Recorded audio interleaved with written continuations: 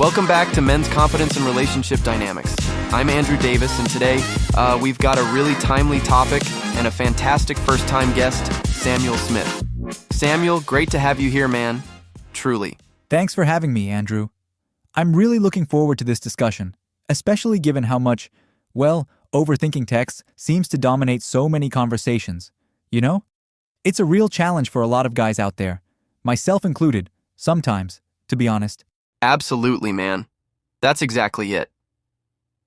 We're diving into episode 3, Stop Overthinking Texts, How to Keep Your Cool and Stay Attractive. I mean, honestly, Samuel, why do you think this is such a common trap for men today? What is it that drives this behavior? Well, I think it comes down to, a desire for control, really. We want to say the perfect thing, to get the perfect response, and there's also, I guess, that underlying fear of rejection. We just don't want to mess it up, and that creates a lot of anxiety. Yeah, that fear of rejection is huge, and it leads to what I call the texting paralysis, right? You spend hours drafting, redrafting, analyzing every single word, and then you just end up looking, desperate.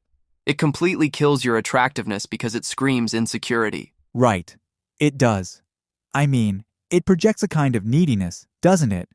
You're showing that your world revolves around that text, that person's response, and that's like the opposite of confident. How does someone, I guess, avoid that immediate trap of responding too fast? Is there a rule of thumb? That's a great question, Samuel, and honestly, it's about self-discipline mostly. You don't have to respond immediately. In fact, waiting a bit, even just 20 minutes, actually communicates that you have other things going on. Your life isn't on hold just for their message, It shows you have a rich, fulfilling life beyond the screen. So, it's about creating a bit of space then. Not playing games, but rather just prioritizing your own pace and activities, which, honestly, makes total sense. I guess that confidence comes from within, not from external validation. It's truly about your personal value, isn't it? Exactly.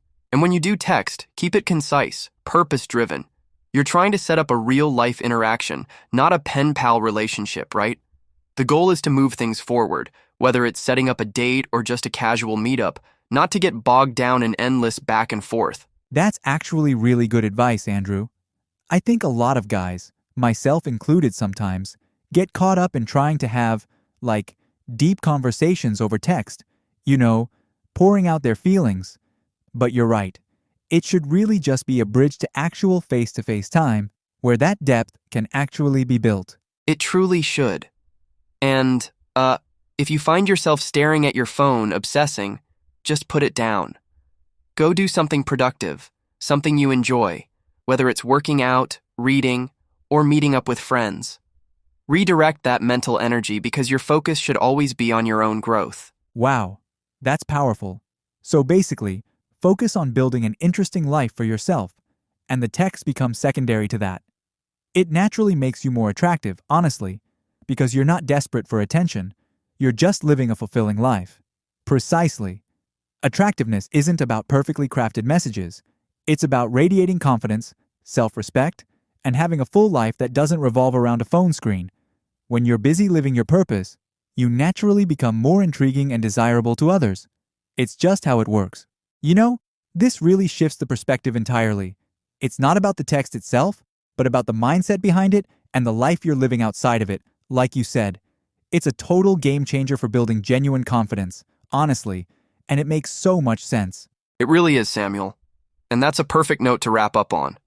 This has been an incredibly insightful discussion. Samuel, thank you so much for joining us today on Men's Confidence and Relationship Dynamics. My pleasure, Andrew.